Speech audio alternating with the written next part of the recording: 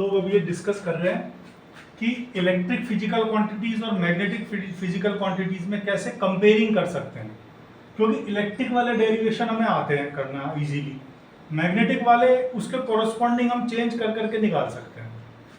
जैसे electric field E से denote होता है, मैग्नेटिक फील्ड बी से डिनोट होता है। इलेक्ट्रिक चार्ज क्यू से डिनोट होता है, मैग्नेटिक चार्ज एम से, जिसको पोल स्ट्रेंथ कहते हैं, स्मॉल एम है। डायपोल मोमेंट होता है Q into 2A, magnetic moment होता है pole strength into 2L। Epsilon naught जहां भी आएगा वहां पर मैग्नेटिक में 1/μ0 आएगा। जैसे टॉर्क होता है P क्रॉस E, यहाँ टॉर्क होगा P की जगह M और E की जगह B, M cross B। Potential energy होती है -P डॉट E, वहाँ पोटेंशियल एनर्जी होगी -M डॉट B। तो जब भी हमको कंपेयरिंग करनी हो तो इलेक्ट्रिक वाला डेरिवेशन करके मैग्नेटिक में कन्वर्ट कर सकते हैं उसको आराम से इजीली। जैसे देखिए इलेक्ट्रिक के अंदर जैसे मान डाइपोल है आपके पास, ये -Q चार्ज है +P चार्ज है, इसकी एक्सेस पे मैग्नेट इलेक्ट्रिक फील्ड होता है 2kP/r³, ये हमने डिराइव कर रखा है। बिल्कुल इसी तरह से मैग्नेटिक फील्ड अगर मैं लिखूंगा, किसके मैग्नेट है आपके पास में, ये नॉर्थ पोल है साउथ पोल है, इसकी एक्सेस पे जो मैग्नेटिक फील्ड होगा वो होगा 2k का मतलब होता है 1/4πε0, k का मतलब होता है 1/4πε0 P/r³। तो k की जगह 1/4π की जगह 4π लिखेंगे, एप्सिलॉन नॉट की जगह 1/μ0 लिख देंगे, 1/μ0, p की जगह m लिख देंगे, r की जगह r लिख देंगे। इस तरह से हम कर सकते हैं। इक्वेटोरियल एक्सेस पे -kP/r³ होता है इलेक्ट्रिक फील्ड, तो इसकी मैग्नेट की इक्वेटोरियल एक्सेस पे हो जाएगा -μ0/4π M/r³। इस तरह से आप कर सकते हैं। और पोटेंशियल एनर्जी भी आप कैलकुलेट कर सकते हैं, डिराइव भी कर सकते हैं। देखिए एग्जांपल 3.5 में क्या है, एक कंपास निडल, सॉरी एक मैग्नेट ऐसे रखा हुआ है, मैग्नेट का एरो ऐसे दिखा रखा है, ये इसके मैग्नेटिक मूवमेंट को दिखा रहा है। इसका मैग्नेटिक मूवमेंट मतलब ये इससे साउथ है, ये इससे नॉर्थ है, तो मैंने इसको मैग्नेट से रिप्लेस कर दिया, ये मैग्नेट ही है। अब इस मैग्नेट का मैग्नेटिक फील्ड एक्सेस पे कैसे होगा, सॉरी एक्सेस पे कैसे होगा, एक्सेस पे तो होगा, यहाँ नॉर्थ रख के देख लो।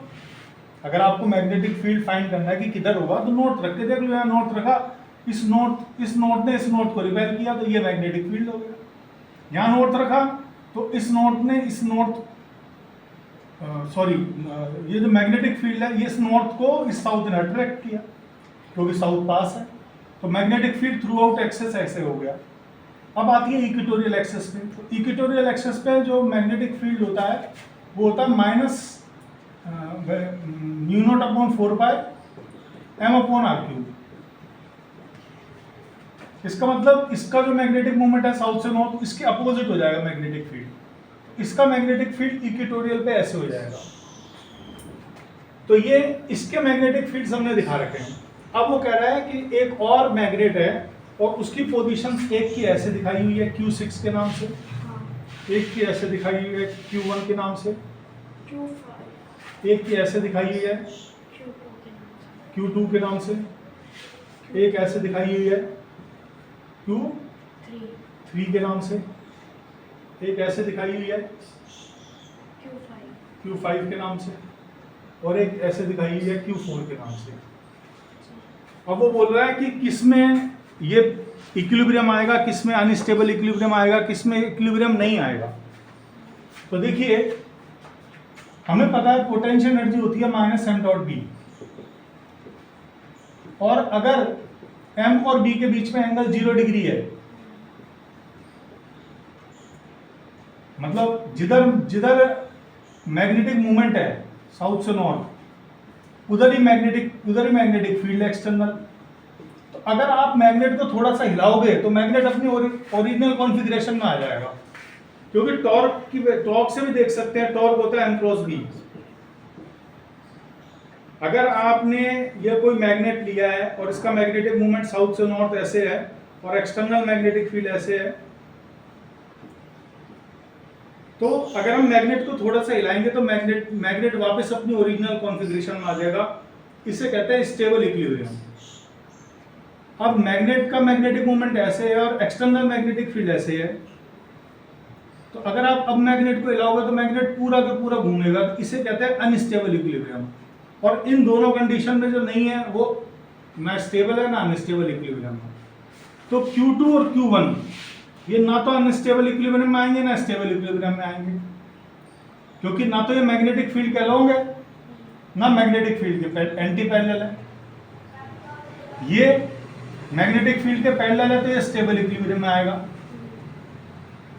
ये मैग्नेटिक फील्ड के एंटी पैरेलल है तो ये अनस्टेबल इक्विलिब्रियम में आएगा, ये मैग्नेटिक फील्ड के एंटी पैरेलल है अनस्टेबल इक्विलिब्रियम में आएगा, ये मैग्नेटिक फील्ड के पैरेलल है स्टेबल इक्विलिब्रियम में आएगा। इस तरह से हम स्टेबल और अनस्टेबल इक्विलिब्रियम बता सकते हैं। फिर इसमें बोला है कि किस कॉन्फ़िगरेशन में इसकी पोटेंशियल एनर्जी मिनिमम होगी।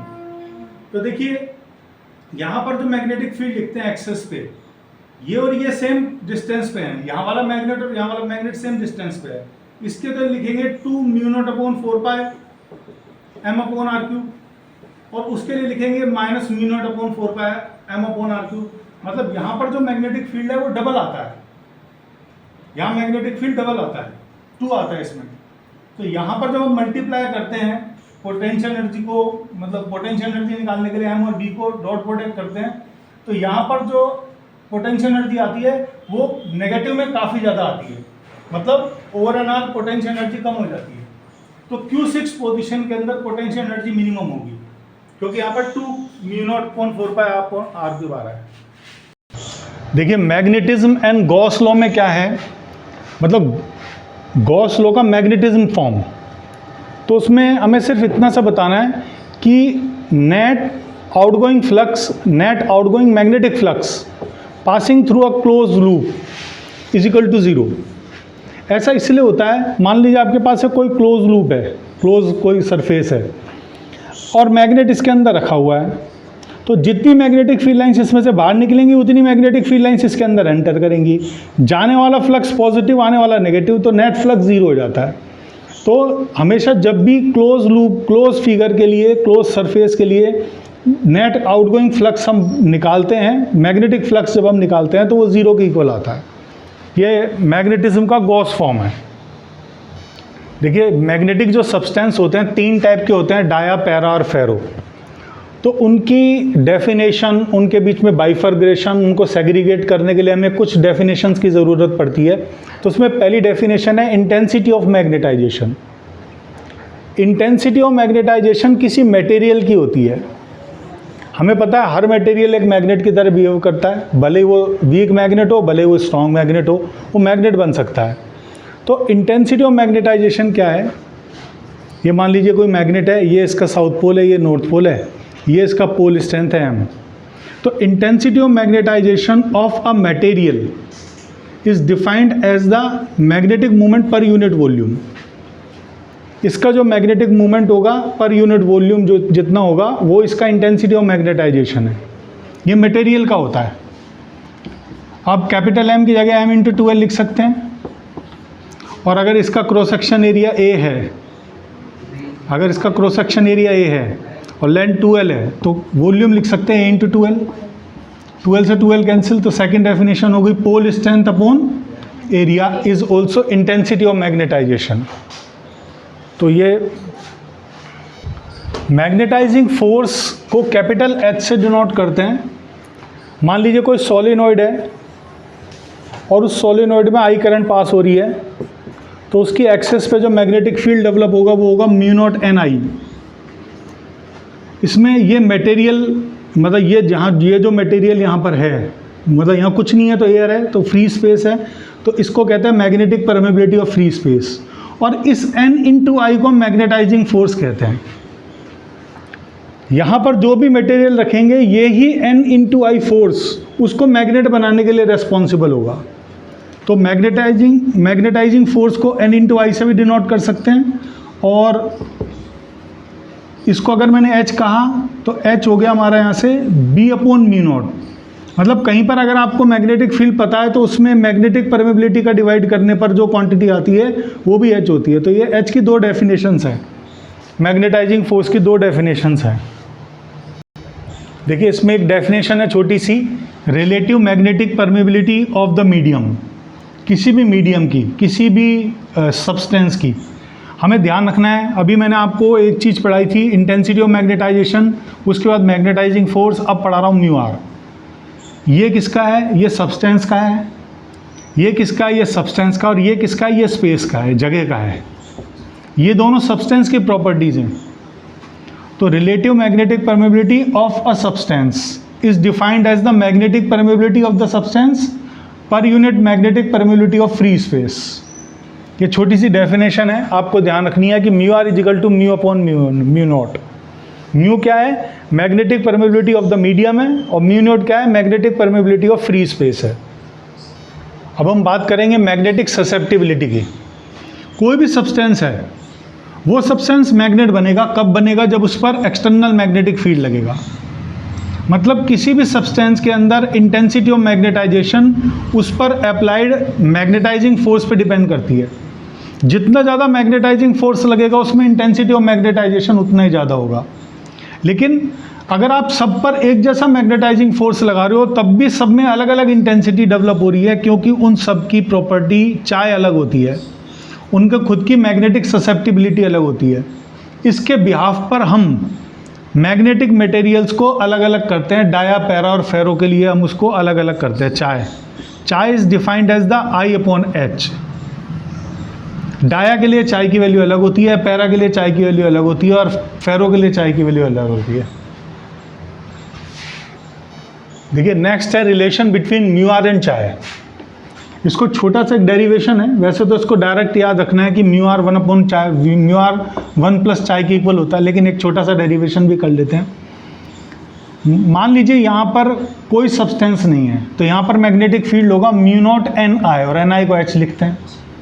और अगर हम यहाँ पे मटेरियल रख देंगे तो मटेरियल रखने पर वो मटेरियल मैग्नेट में कन्वर्ट हो जाएगा, क्योंकि उस पर मैग्नेटाइजिंग फोर्स लग रहा है, तो उसके अंदर इंटेंसिटी ऑफ मैग्नेटाइजेशन डेवलप होगा। तो उस मटेरियल का कंट्रीब्यूशन कितना होगा? उस मटेरियल का कंट्रीब्यूशन होगा मैग्नेटिक फील्ड में म्यू नॉट आई। तो नेट मैग्नेटिक फील्ड कितना होगा? Mu naught H plus mu naught आई।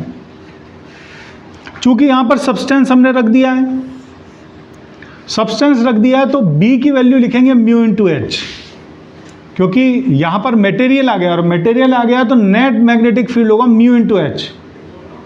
अगर यहाँ कुछ नहीं होता तो म्यू नॉट इंटू एच आता, लेकिन मटेरियल है तो म्यू इंटू एच होगा, equal to mu naught H common, 1 plus mu naught भी कॉमन ले लिया, एच भी कॉमन ले लिया, तो 1 प्लस आई अपॉन एच हो गया। एच से एच कैंसिल हो गया, म्यू नॉट का डिवाइड किया, mu upon mu naught equal to 1 plus I upon H को चाय कहते हैं, और म्यू अपॉन म्यू नॉट को म्यू आर कहते हैं। तो म्यू आर हो गया 1 प्लस चाय। इसका मतलब कभी आपको अगर रिलेशन चाहिए म्यू आर और चाय में, तो ये हमारे पास एक छोटा सा रिलेशन है।